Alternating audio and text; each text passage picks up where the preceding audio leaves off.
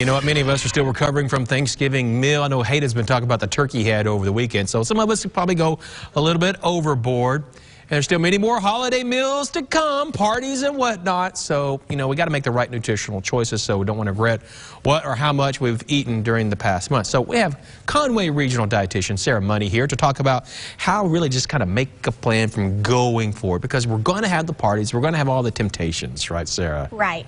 Parties and potlucks, they definitely can present a little bit of a challenge, especially if you have any kind of nutrition goal or a body composition goal that you're trying to reach. We all typically gain anywhere from 5-ish to 10-ish pounds during the holidays. So going into the holidays with a plan is a good idea. So what can you do with what's some things you can do in your plan? Well, I'm kind of in the mindset, if you're going to 1 or 2 holiday parties, enjoy the party. Okay. Enjoy your favorite foods and get right back on track the next day. Eat like you normally would. One meal, one day is not going to really It's not going to make or break you. Okay. No. Just like one healthy meal is not going to all of a sudden make you be super healthy. I'm fit now. I had a salad. Right. But if you have multiple parties that you have to go to, maybe go into that party with a plan.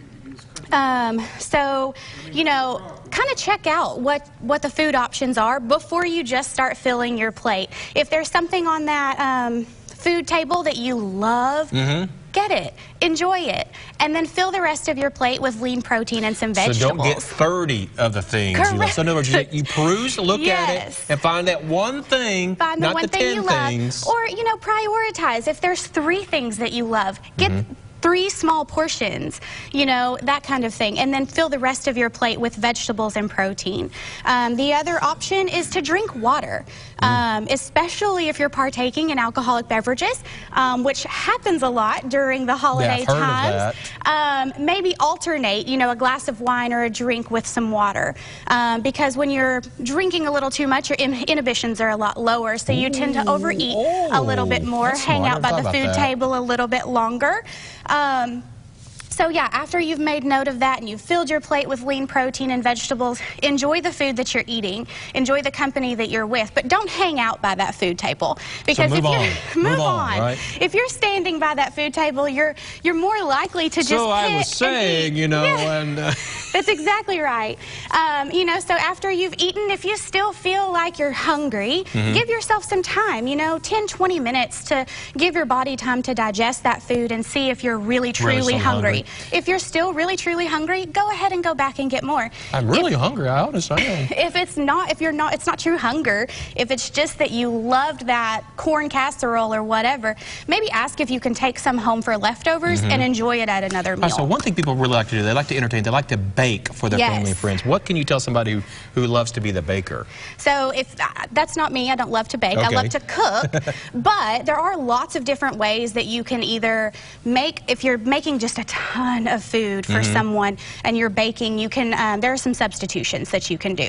So one substitution is to use unsweetened applesauce in the place of oil. I've heard of that. It cuts down on the fat content, but it doesn't change the texture much. Right. Okay. All right. Another option is to use real butter in proper portion versus something like margarine. The margarine or stuff like that. Okay. Your ingredients in butter should be cream and salt, and that's it. I'm the dietitian that's more into whole foods and real foods versus something that has 15 ingredients in it. Okay. So if you want to use something like that, or if you need to use the oil instead of applesauce, go with olive oil. Use a heart-healthy oil like olive oil or avocado oil versus canola oil or something like that. I see you have some seasoning over here too. Yes, so lots of different recipes. These probably won't be in baking, but when you're cooking, use fresh herbs or whole herbs instead of an herb seasoning, like a blend, because those tend to be a lot higher in sodium. Or you can of course use something like Mrs. Dash, or I think McCormick has a whole line of the low salt or the salt-free options. But my favorite hack is if you've got something that needs mayonnaise or sour cream, you can use plain Greek yogurt. Okay. So it significantly cuts down on the fat content and increases your protein content just a little bit. Tastes the exact same. Sarah, thank you so much. All great tips this morning. Thanks for having me. Oh, yeah, absolutely. All right, let's go take a look at the traffic real quickly here.